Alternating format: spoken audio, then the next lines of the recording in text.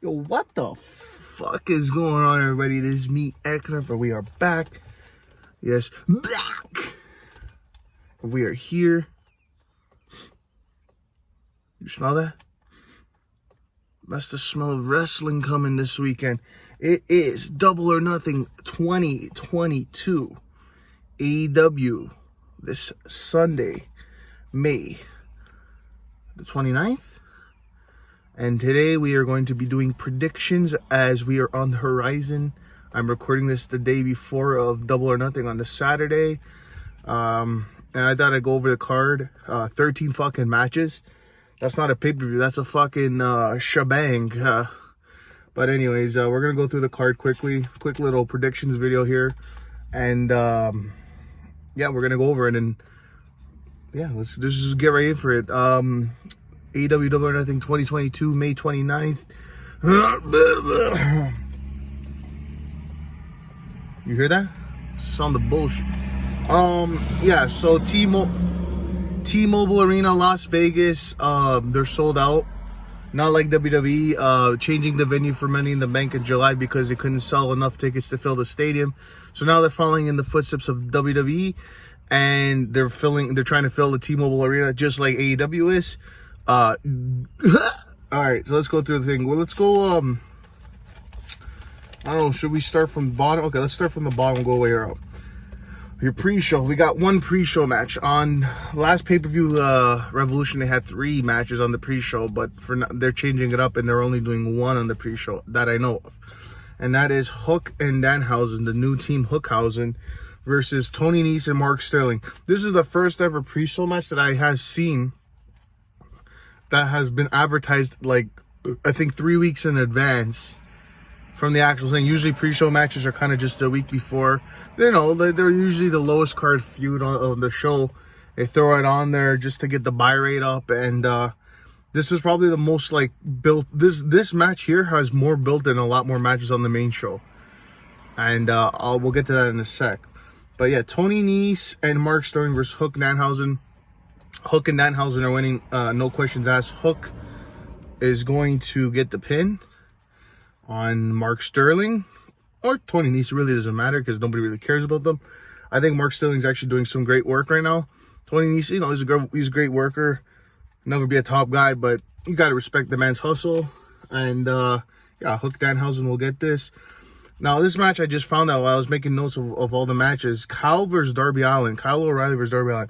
I didn't even know this match was happening. This is kind of random, Tony Khan. I don't know why is this on the pay-per-view.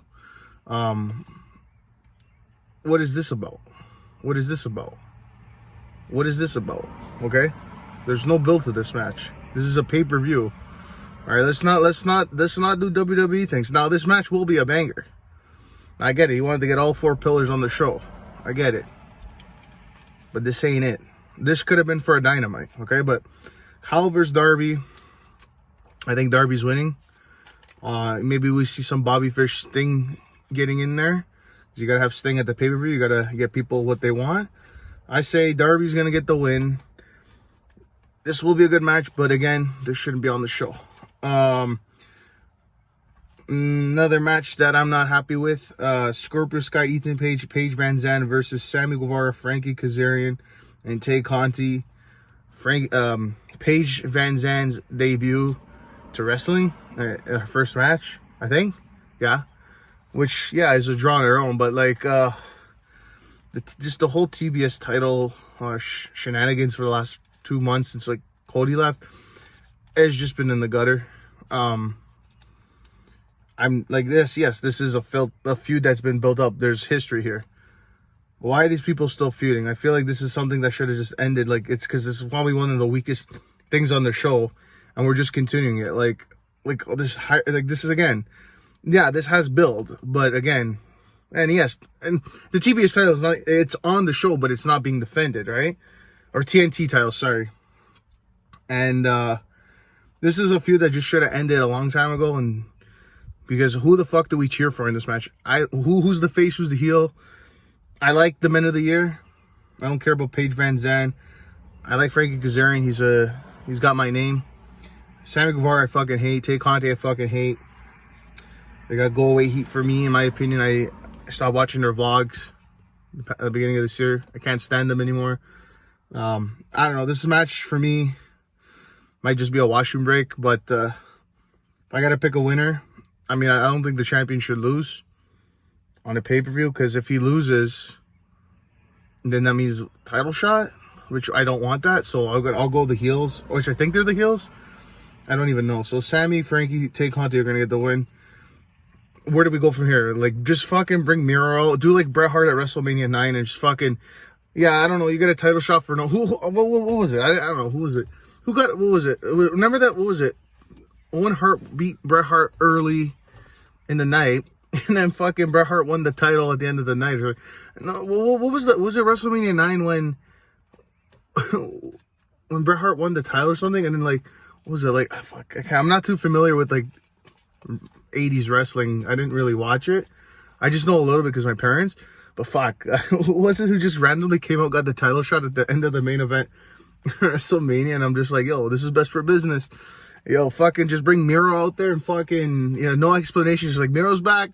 He wants his title back. He wins the title back. No reason. And just everybody's like, yo, fuck it. Miro's the best. Let's move on here. Hardys versus Bucks. Again, there's been a bit of build, mostly on BTE on YouTube. Do I think this should be on the pay-per-view? Not this pay-per-view. I think this should have been saved for All Out, the next pay-per-view. Not the New Japan Forbidden Door show, the one after that, which would be All Out on, is it September or August? Again, this is something that they built a bit. This has a little bit of build, but I feel like this should have been saved. Again, they wanted to have the Bucks on the show. They wanted to have Hardys on the show.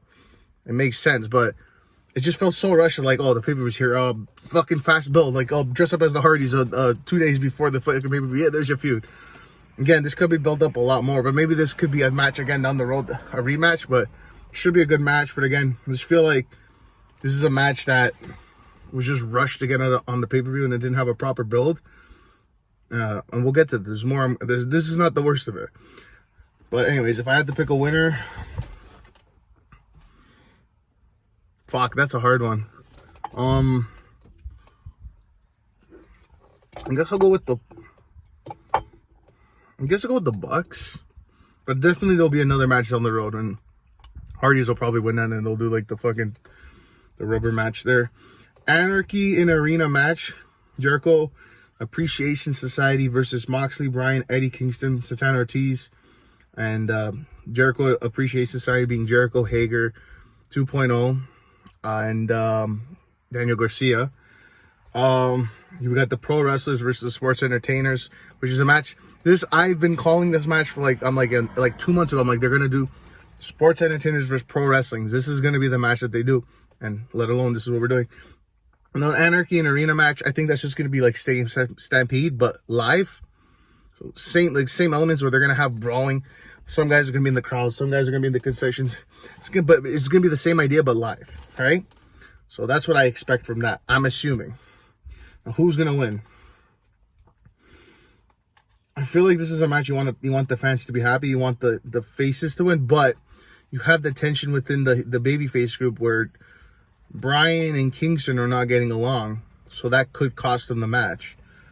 So maybe the heels will win. Maybe because they are a new faction, maybe they want them to look strong. You know what? I'm gonna go with Jericho Appreciation Society. I'm gonna change it up. I'm gonna go with the Jericho Appreciation Society because they're a new faction. Maybe they want them to look strong. So let's go with that. But this could be a match of the night. Just first, like, fun wise, you know what I mean? This could be equivalent to like what was it, Revolution, when they did that that match before the main event where they had Sting, Darby, Private Party, Hardy, Andrade, all those guys, and they had like this fucking thing and they're just fighting all over the thing. Could be basically like that, but better with more top guys. All right, we're moving on. Let's see what we got here. Am I missing anything? No, okay. We got MJF versus Wardlow. In my opinion, this has been the best booked feud on AEW ever. You basically just made a star out of a guy from another star, and like now you have two stars that are the future of this company Hopefully, if they don't leave. And like this whole MJF Wardlow thing has been just perfect every week. Perfect. People are like, oh, it's the same as Cody. No, it's not, because it is, but it isn't. Like, if you think of the lashes, like the way Wardlow didn't sell them, did not give him the satisfaction. Sorry, hippopotamus is farting behind me. Yeah, in my opinion, this has been the best book thing. This is personally my match I'm looking forward to the most. And there's no doubt about it, Wardlow is going to be winning this match, because if he doesn't, he can't sign with AEW. And do you want him to go to WWE? Because fuck that, eh? But MJF's going to bite the loss. So we'll end the feud, and then I'll tell you at the end where I think it's MJF's going from here. And Wardlow, you got a star now. Now, where does Wardlow go from here after that win? Fuck it, go for Sammy Guevara in that TNT title. Nobody likes Sammy. Everybody likes Wardlow. Give him the title. The fans will... You think this fucking feud's gonna get Wardlow over? This guy pins Sammy for the title. The fans are gonna be like, yeah, what? Because they fucking hate Sammy. But I don't know. But like, you got to start now. All I know is Wardlow needs to win the AEW title at least once. But yeah, I'm looking forward to that match. Britt Baker. So we're gonna go to the Owen Hart men's and women's finals, which is Samoa Joe versus Adam Cole, which I'm also looking for that match. So apparently we've never got that match in NXT. So shocking, I know. It's two different eras of NXT. So that's gonna be a very interesting match. And Britt Baker versus Ruby Soho. I personally thought it should be Toni Storm versus Ruby Soho. I'm honestly sick and tired of them pushing Britt Baker. You had a whole year as a champion on pay-per-views and on the shows. Why? Like I get it. She's like probably the number one, like top 3 woman there. But it's like, we got a lot of new women signed to this company. Let's give some chances to some new women here. Let's freshen it up. This is a match we've already seen. And I already know what they're going to do. I already know Adam's going to win. Adam Cole's going to win. And Britt's going to win. Because they're a couple. Realistically, Ruby should win it. If that's the match they're going to do, Ruby should win it. Because they keep putting her in these big matches, but she can't win the big one. And at some point, the fans are going to stop believing. And they're just going to be like, yeah, she's just like WWE. She can't win the big one. She's a jobber. Like, we can't be doing that. Britt Baker's been the champion, so people are not going to say that. So she takes a loss. She's like, man, maybe she's just on a losing streak. Maybe she has to get out of the funk. But I want Ruby to win, but it's going to be Britt. And Adam Cole's going to be Joe. Maybe we see some Jay Lethal here. I don't know. Another match that has no build. This match is the most no-build match on the show. I don't know why. I get it. You want to have all the champions on there being defended. Whatever. But my God, why didn't we build this up? Jade Cargill versus Anna Jay. This is a match we've already seen. The whole story that I don't need Tony Khan going on a podcast explaining to me, oh, the reason this match is Anna Jay was the one person that took Jade Cargill to her limit, so I thought we'd give her a remit. No, that's not an excuse. There's no build. Is she number one contender? I need the proof. I need the build. I need the promos. I need the contracts. I need something. You can't just do this. You can't just say on Dynamite a week before the pay-per-view, oh, this is the match, because we need without saying we need to have that title on the thing. Jade Cargill hasn't defended that title since fucking Marina Shafir. There's nobody left to her to fucking beat. That's on you guys. Should have fucking thought that out. You could have brought Ember Moon in, did a mystery opponent versus Jade, have Ember come in. There's a lot you could have done. Or have Mickie James sign a one appearance thing and do like Mickie James versus Jade.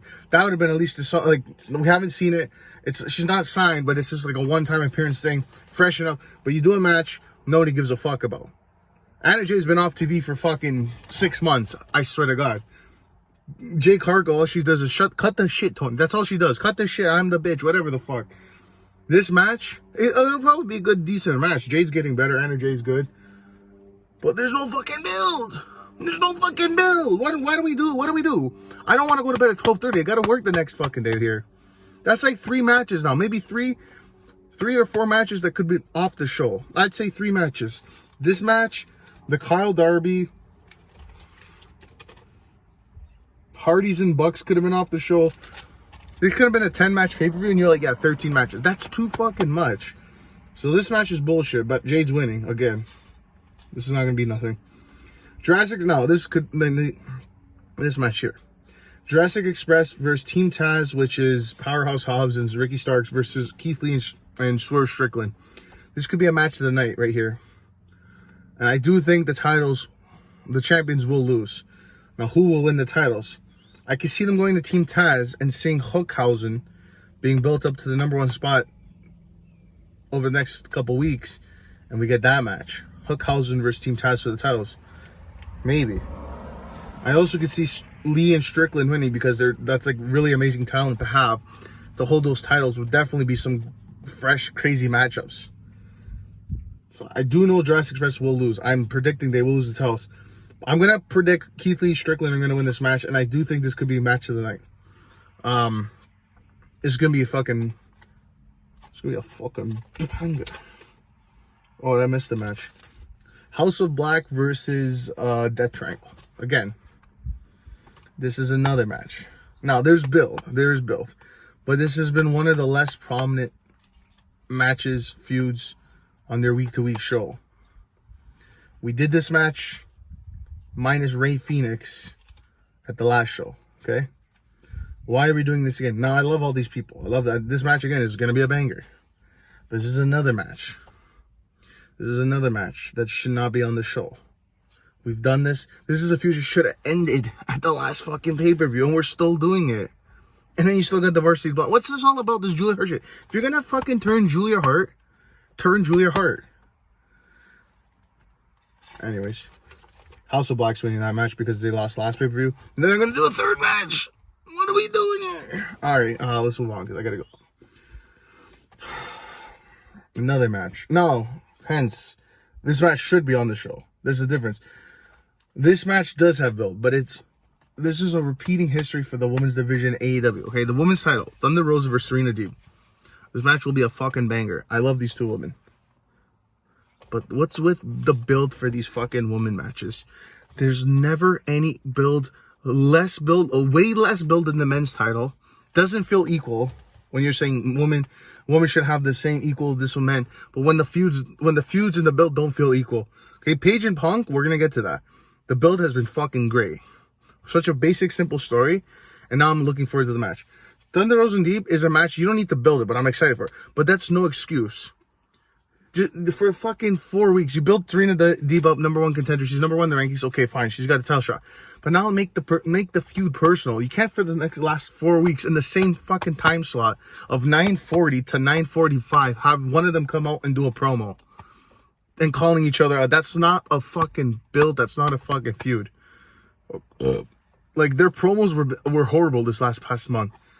I was really disappointed like this. And like I said, imagine this is like a match of the year and it's tainted by the build. This reminds me of like the Young Bucks FDR match. Like, the build was fucking garbage. But the match was a banger. Like, do you really want it to be tainted? Why can't we build these things up? Why do the women always have to go on at the same time slot? They do the fucking main event. Before the main event is the women's title promo segment at 9:40 to 9:45 before the main event. And before that's the women's match. The weekly AEW women's match. What are we doing here? Like, what, do we not care about the women's division here? Anyways, Thunder Rosa's winning, which I think her stock went down after winning the title. I was so excited that she won the title that I changed my ringtone to her theme song. Now I'm going to change it to fucking Danhausen because I feel like her stock went down. Her promos suck. Yeah, like fucking stinky. I don't know. I'm just very disappointed with the women's division and Thunder Rosa. And I was losing it after Britt Baker had the title after like her last couple 2-3 months. I was getting sick of it. And I'm like, oh, finally they changed the title to Thunder Rosa, and the title is done shit. Everybody feuds with Nyla Rose in their first feud. Nyla Rosa, did you hear that? Thunder Rosa, Nyla Rosa, that's the new tag team. Listen, this women's division needs to be better. And then people are like, oh, they're gonna bring in Sasha Banks, they're gonna bring in Athena, Ember Moon. Listen, fuck that. If this is the women's division, what's the point? You're pushing the same fucking people. They don't give a fuck about it. I hear people arguing like, oh, the women should have 2 matches a week, 3 matches. I don't give a fuck. As long as there's feud. There's only one solid women's feud right now, and it's this feud. And it's bullshit, this feud. This feud is not a good build. This is the only... Sometimes they have... I think I mentioned this. They have a mid or lower card feud. Like, they have 2 or 3 going on. Like, whatever. But like, this is literally it. I don't watch Dark. That doesn't count. This is literally it. Thunder Rosa Deep is the only feud for the women right now, realistically. Anna Jade Cargill is not a feud. There was no build. They didn't even do a promo against each other, man. What the main event. Oh, and Thunder Rosa's winning. I don't know if I said that. Paige versus Punk. Hangman Paige versus CM Punk. CM Punk's winning, dog. CM Punk's winning. No question about it. I think, listen, I'm going to say something controversial. I think Hangman Page's title reign was better than Kenny Omega's title reign. I think the heel work of Kenny Omega kind of tainted the reign a bit, where it was like more sports entertaining than pro wrestler, even though the matches were always bangers. But I feel like Hangman, like, ever since he won the title, like, every match this guy's in general is always a good match. You need somebody reliable to go out there and do a good match with anybody. Hangman Page, dude. Hangman Page. Every match this guy's defended the title or fought in has been a banger. It's been a banger. And I really enjoyed this time around. When people are saying, oh, this guy doesn't feel like the champion. He does for me. But I do think it comes to an end. I do think Punk wins. I think it's time to build up some more prestige. You had Moxley, you had Jericho hold it.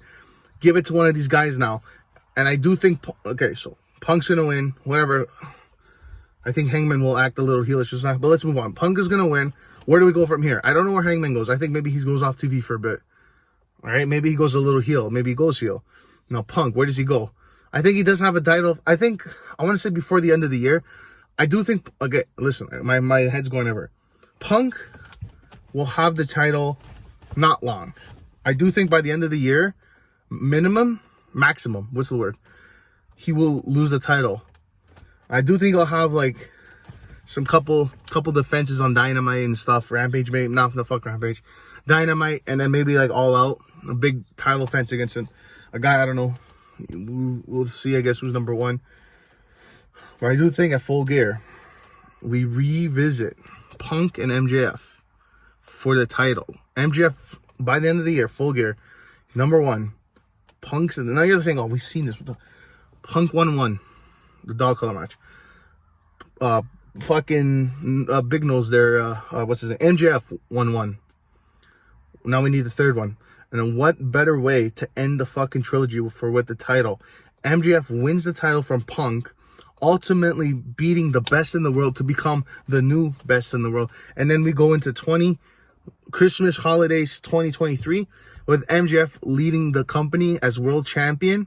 And he holds that title for basically the whole year. And we'll see at the end of going into 2024, a year later, with this whole contract situation, what's going to happen, right? Because I don't think he's going to hold the title for about a year or more. Minimum a year. Which will tie into his contract. Maybe it will affect him re-signing. But I do think there's no way this guy is not going to ever win the title. I think MJF needs to win that title. I think winning it from Punk, that's the way to go. And I do think that is Double or Nothing 2022 from Las Vegas T-Mobile Arena, May 29th. Pre-show at 7. Main show starting at 8. We got 13 matches, 1 pre-show, 12 main show. And this show will be a long show. It will be a fun show. And like I said, on paper, it looks like a good show. I'm excited, but I don't have that same feeling I felt when like Revolution, even last year's Double Nothing holds a special place to my heart. I had to watch the show by myself when I usually watch it with family or friends because I had to work the next day. Same with this year. I'm doing the same thing. I'm watching it by myself. I hate watching wrestling by myself. I like to talk to people with it. Like, it's kind of lonely. You kind of depressing.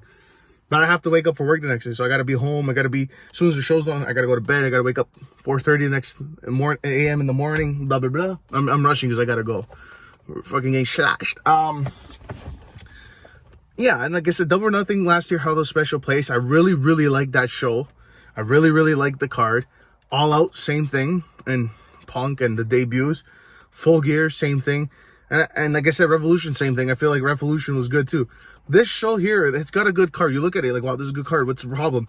Again, there's like, I would say like half these matches don't have build or shouldn't be on the show because they don't have proper build, right? But the matches that do have build are really, really good. So it makes up for it. But it's like, I do expect AEW to be better than this. I don't expect them to take the lazy route like WWE, which has caused me to stop watching WWE.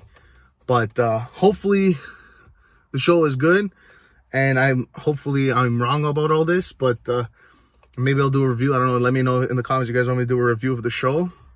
We'll see. Maybe one day after work I'll do a review, but if not, it is what it is. Hopefully the show's good. They're on a good track record. All the pay-per-views have been bangers for a year now. Can they carry the tradition now? Can they beat their pay-per-view buys? I think the thing is 140,000. I don't know, something like that. I think that was last year, so can they beat that? I think that was the number. I'm not too sure. Where's my garage opener? Yeah, so I gotta go. We out of here, bitches. I'm getting sloshed tonight. Shout out Ange, Jay, Jonathan, the Double J, the real Double J, and Carm. We getting juked tonight. And then Double or Nothing Sunday. So it's gonna be great. Yeah, thanks for watching. Thanks for listening. Subscribe, like, do what the fuck you want, and fuck everything. I'm getting the fuck out of here. Pieces, deuces, and fuck off, bitch.